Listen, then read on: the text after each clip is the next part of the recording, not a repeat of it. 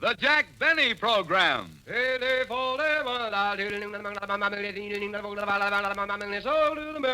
Lucky Strike means fine tobacco, so round, so firm, so fully packed, so free and easy on the draw. LSMFT, LSMFT, LSMFT. Sure, brother. You said it. Lucky Strike means fine tobacco, so round, so firm, so fully packed, so free and easy on the draw. Always those words will mean much to you, for quality is always your first concern, and Lucky Strike quality remains steadfast. Today, as always, Lucky Strike selects and buys the finer, the lighter, the naturally milder Lucky Strike tobacco. That's why Lucky Strike means fine tobacco. At 45 sold American. Yes, Lucky Strike means fine tobacco.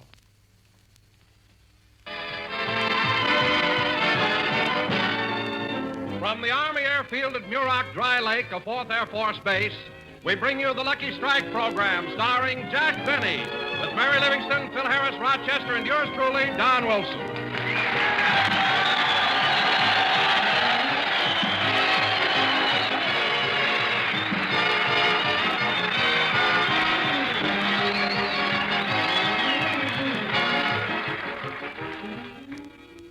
Ladies and gentlemen, after the thrills, action, and excitement of the recent hectic election, there has been a terrific letdown. And here he is, Jack Benny.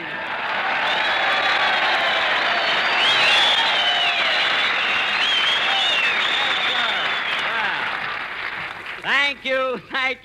Hello again, this is Jack Benny talking, and you're right, Don. This past election really was exciting, wasn't it? Sure was, Jack. What a close race. 24,307,598 for Roosevelt, 21,224,407 for Dewey, and 2 for Jack Benny.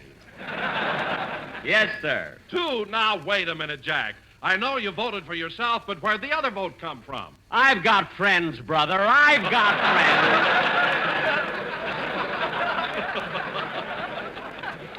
Anyway, Don, here we are at the Army Airfield at Muroc, and I've got an idea.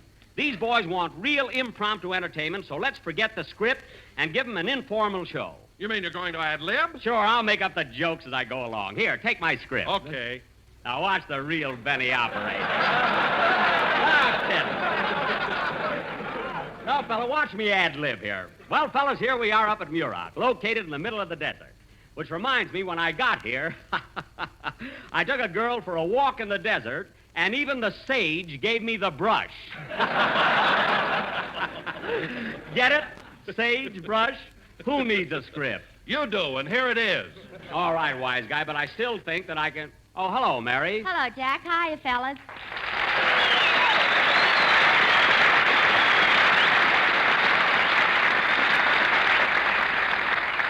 Well, Mary, how do you like it up here at Muroc? Oh, it's swell, Jack. And say, did you see that Japanese battleship right in the middle of the desert? Yeah. When Halsey hits them, there's no telling where they're going to land.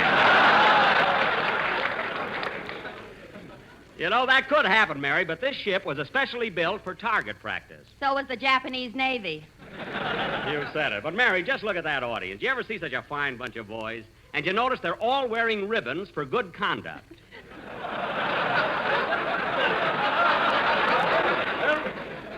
Good conduct? Yeah. Well, up here, what else can they do?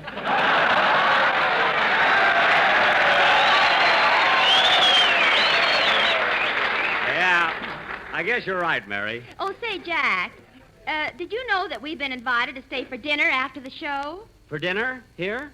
Well, no, I can't do it, Mary. See, Rochester's preparing dinner at home for me. But, Jack, last year when we were here, you stayed for dinner, remember? After your show, they gave a barbecue, especially for you. Some barbecue, a coyote with an apple in its mouth. Barbecue. Oh, Jack, where would they get a coyote around here? Are you kidding? Let me tell you something, Mary. Last night, about midnight, when all was dark and quiet, about 10 coyotes sneaked into the mess hall and ate up all the K rations. Well, how did the coyotes get past the guard? Past the guard? Who do you think gave them the can opener? Say, that was pretty good, wasn't it, Don? Huh? Sure was, Jack. Sure was. You see, you do a lot better when you stick to your script. What are you talking about, Don? Well, at the start of the show, Jack told me to hold the script while he did some ad-libbing. Jack ad-libbing? Ha ha ha! What are you laughing at, Mary? Ad-libbing. Last week, Jack went for a physical examination, and when the doctor told him to open his mouth and say, "Ah," he had to send for his writer.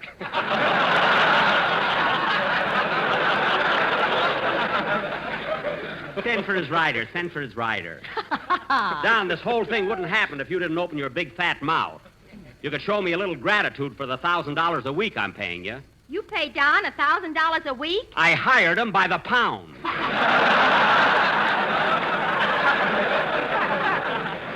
Hey, did you hear what I just said? That's a terrific joke. What a beauty. What a sensational gag. Why, Jack Benny, I heard Fred Allen on a program Thursday night, and he told that same joke. He did? You know he did. We were both listening to the radio at the time. Oh, yeah? Whose radio was it? Yours. Well, anything that comes out of my radio is mine.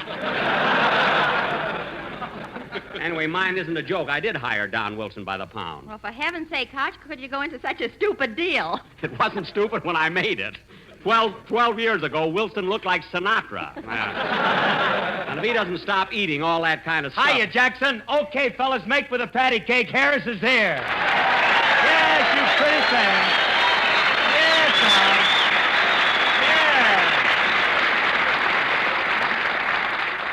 Yeah. Phil, what kind of an entrance does that make with the patty cake? These fellas aren't children, you know. They're men. They've seen life. You mean they haven't always been in Muroc?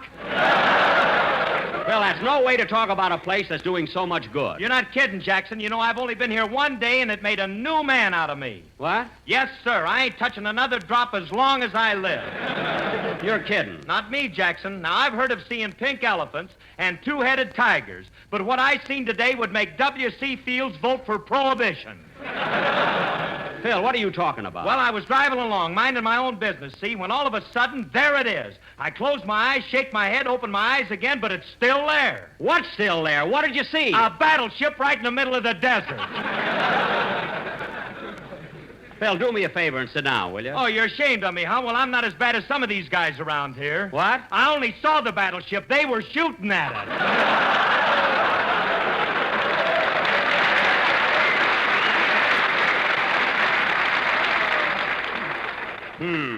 Phil, they've got that battleship in the desert for target practice. That's how they've Mary, done it. don't explain it to him. And Phil, if you feel up to it, I wish you'd stand up in front of your band and scare your boys through 2 choruses of... Come in? Mr. Benny, Yes? on behalf of the boys stationed here at Muroc, I want to present you with this hand grenade. Hand grenade? Yes. Hold it in your right hand, pull out the pin, count 10, Yes? then change hands. Thank you, I will. I wonder if I should pull it now or wait till after the show. Oh, well, go ahead and play, Phil. What's the difference?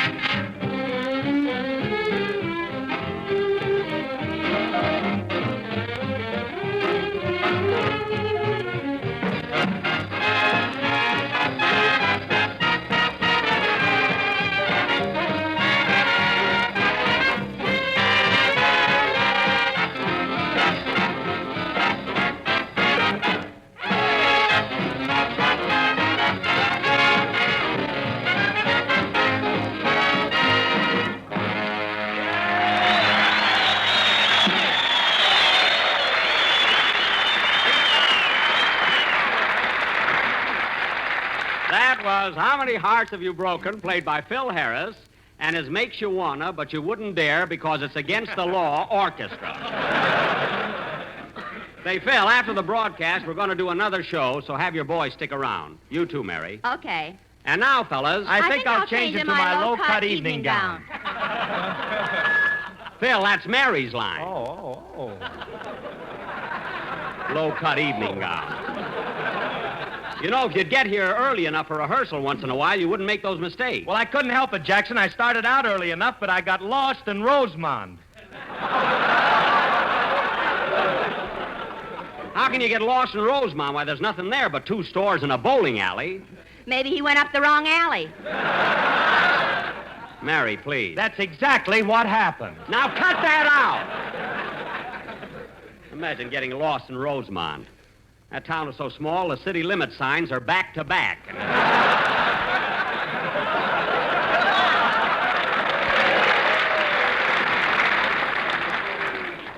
That's a small town around here, folks.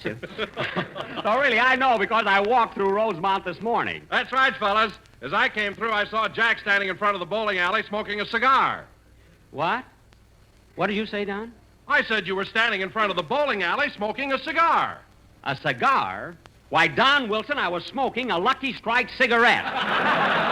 You should have been, Jack, but I saw you with my own eyes and you were smoking a cigar. I was smoking a Lucky Strike cigarette. You were smoking a cigar. Now, wait a minute, Don. I had the cigarette inside the cigar. So there. Well, why in the world would you put a cigarette inside of a cigar? Because it was raining and shut up.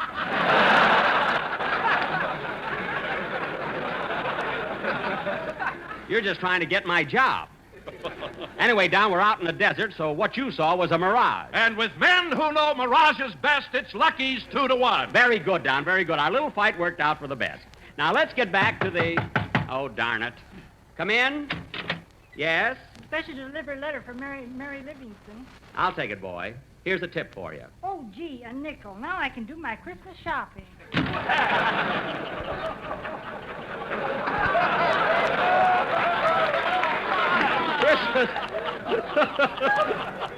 Christmas shopping with a nickel. What a cheap guy. You know, he's got a peculiar voice for a boy, hasn't he? Jack, give me my letter. Oh, yes, here it is, Mary. Thanks. Who's it from? Oh, look, it's from Mama. Yeah? Read it, Mary. Plainfield, New Jersey, November 8th, 4 o'clock. Gruen, watch time. What? Tick-tock. All right, read the letter. Yeah, let's hear it, Mary. Okay. My darling daughter, Mary, just a short note to let you know that Papa and I are feeling well and want to thank you for the check you sent us on our wedding anniversary. Well, Just think, we've been married 37 years, and Papa keeps telling me that I'm as beautiful now as I was the day he married me. He's so sweet about it, sometimes I feel guilty about hiding his glasses. how sweet, hiding his glasses. I got a letter from your cousin Willie, who is now stationed in the South Pacific. He says that this summer Jack Benny entertained at his camp. And in his opinion, Jack is certainly one of the biggest. And then 5 words were cut out by the censor.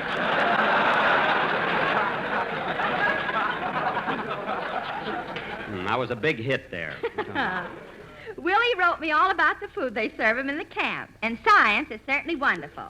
But they must give those hens a lot of basic training to get them to lay powdered eggs. I never could figure that out either. I'm glad the election is over because now Papa and Uncle Julius can be friends again. They were always arguing about politics. And Uncle Julius is such a hard loser, he never gives up. A lot of people are like that. When the election results were final, Papa started teasing him about it, and Uncle Julius lost his temper and hit Pop over the head with his Hoover button.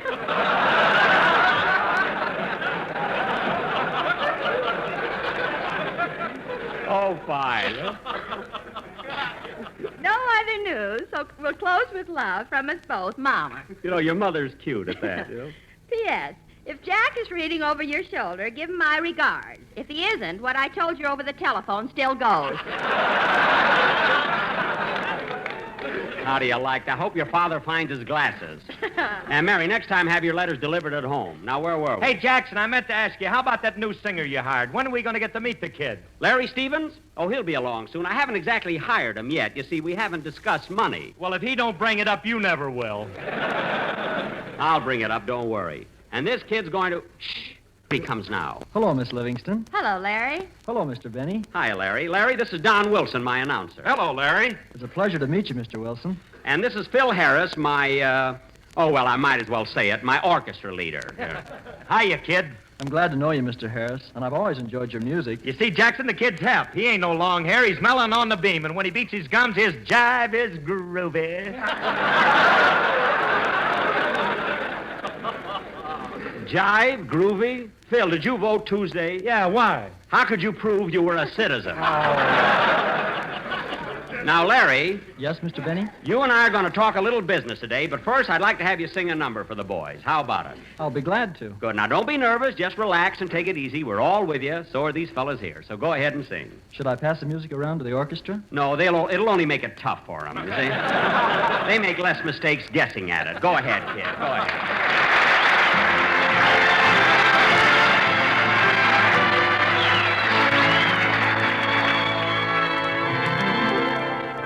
It's the end of the story, the same old story. All the stars in their glory. No, we must part. Though I have to surrender your kisses so tender that used to enchant me. Won't you grant me only this?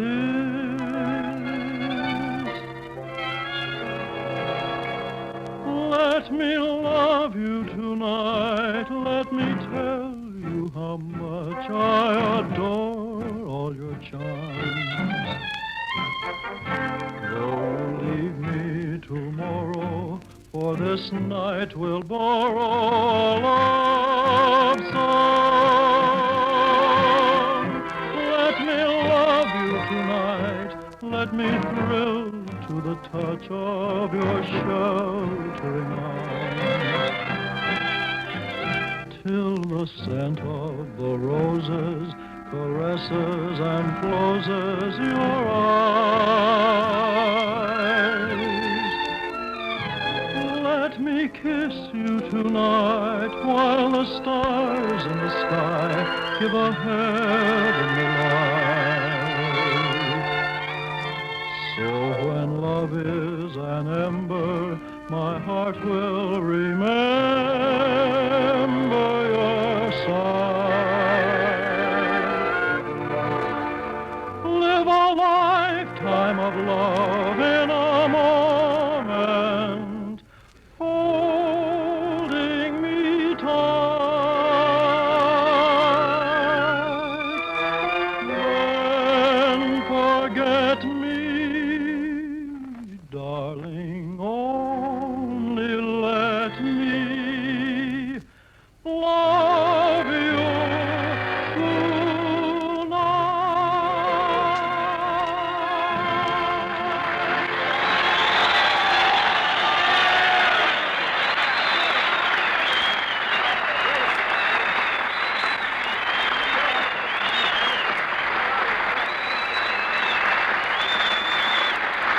Very good. Yes, sir. That was Let Me Love You Tonight, sung by Larry Stevens, and very good, Larry. Thank you, Mr. Benny. Now, Larry, I want to talk things over with you. You know, your future, your career, your salary, your...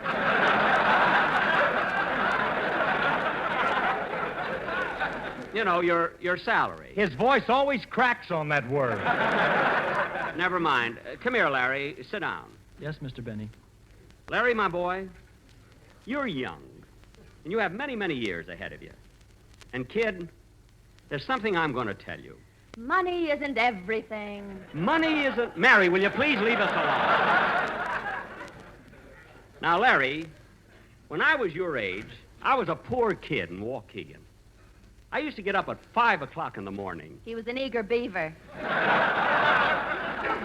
Miss Livingston, please. Yes, Miss Livingston, I want to hear this.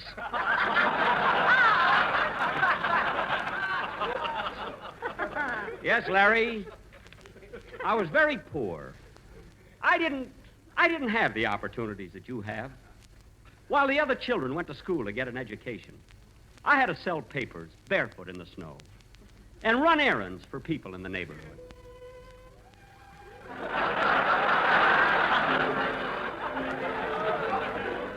And when I ran those errands, I'd be happy just to get a nickel or a dime and clench tight in my little fist. I'd bring it home to my mother and father. Phil, I was only trying to coagulate. Oh. So you see, kid, I've never forgotten those early days when I started from the bottom. So, Larry, let's talk about your salary. You're going to hit a new bottom, kid. Now, Larry. Yes, Mr. Benny? Dennis Day came to work for me, and after being on my program for only 5 years, I paid him $35 a week.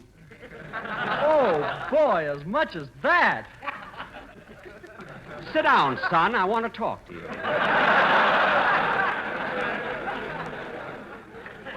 Now, naturally, you wouldn't expect $35 a week to start with, would you? Well... Of course not. So I'll tell you what I'm going to do, kid. Larry, my boy, I'm going to pay you. That is, I'll start you off with $22.50 a week. How's that, kid? Oh, that's swell, Mr. Benny. Thanks very much. Yes, sirree. Excuse me. Hello? Hello, Mr. Benny. This is Rochester.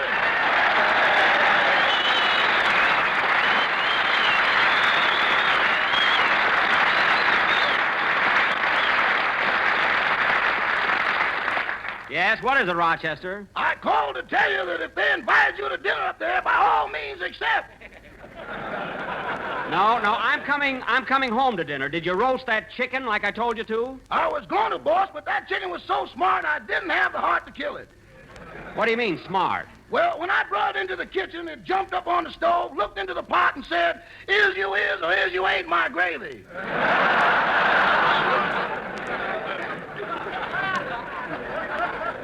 Rochester, that's a terrible joke. That ain't bad for a chicken.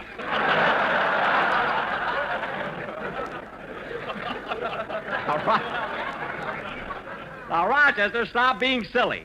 And I hope you prepared something else for dinner. Well, I put on that pot roast you bought yesterday, but I think it's a little too well done. Well, that's all right. I like my meat well done. So do I, but this is ridiculous. You mean it's burned? Burned? Even a mess sergeant with a long arm wouldn't have the nerve to serve it. You mean it's that bad, Rochester? How did it happen? Well, when it was cooking, I stepped out of the house for a little while. I know your little whiles. How long were you gone? Oh, it was just a matter of minutes, boss. How many minutes? About 1,500. 1,500, that's more than 24 hours. Now, what did you leave the house for? I stepped out to get a package of cigarettes. Cigarettes? Well, that shouldn't have taken you long. Oh, boss, come now. Rochester, we'll talk about this when I get home, and you better have something for me to eat. Okay, goodbye. Goodbye. Oh, say, boss. Now what? Mr. Fred Allen called a little while ago, and he's sure mad at you. Allen mad at me? Yeah, he said he was listening to your program, and you stole one of his jokes. You mean he called me a low-down crook? That's what he said. That's what the man said. He said that. Well, I'll take care of him when I get back. Goodbye. Imagine a guy getting sore about one little joke. Play, Phil.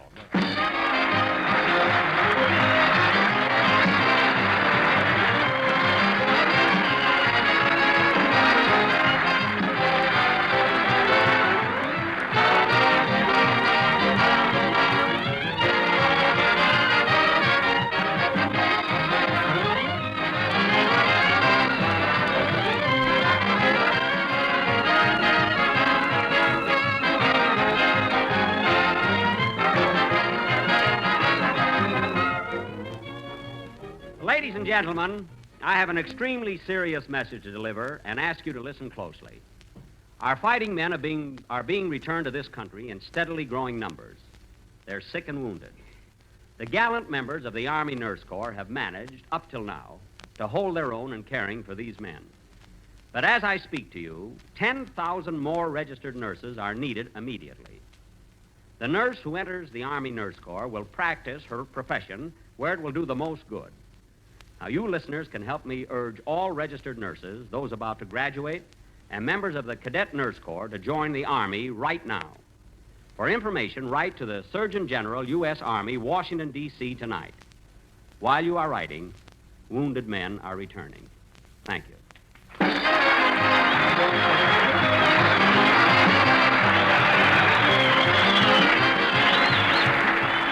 Jack will be back in just a minute, but first, here are my good friends L.A. Speed Riggs and Kenneth Delmar. Ladies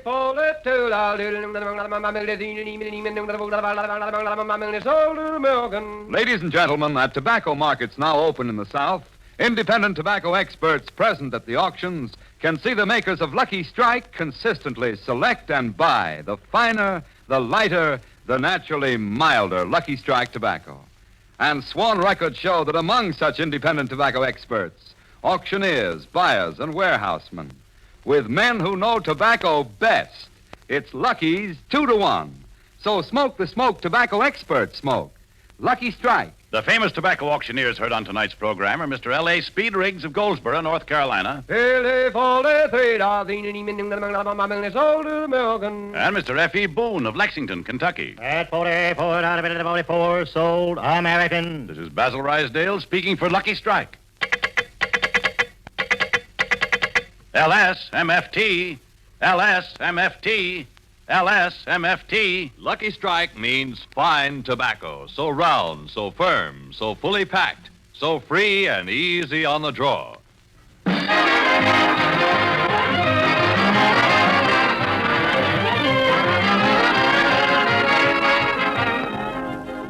Well, folks, we've had a wonderful time here at the Army Airfield at Muroc Dry Lake, and I want to thank all the boys for inviting us up here and being such a swell audience. Next Sunday night, we'll be broadcasting from the U.S. Naval Hospital at Corona. So we'll see you next week, boys. Well, Larry, how did you feel being up here on the stage and singing in front of an audience? Oh, I liked it very much, Mr. Benny. You weren't nervous? Well, a little bit. Oh, well, that's all right. You'll get over it. Say, Mr. Benny, where do I have to sing tomorrow night? Tomorrow night? Oh, no place, kid. You don't have to sing until next Sunday. You mean I have the whole week off? Why, certainly. Gee, and you're paying me $22.50 a week? Well, I happen to like you, kid, and... You know, when I like anybody, the sky's the limit. But, Mr. Benny... Forget it, kid. Forget it. That's all. Good night, folks.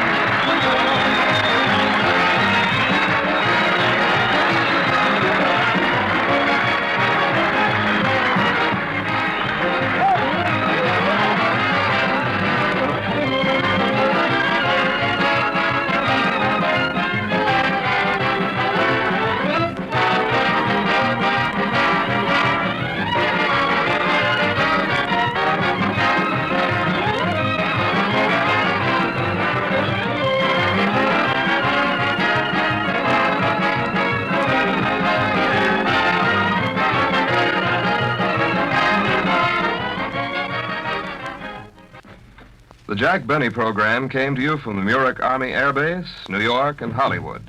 This is the National Broadcasting Company. KFI, Los Angeles, Earl C. You've been listening to the OTR Gold Network. Find more classic radio at otrgold.com.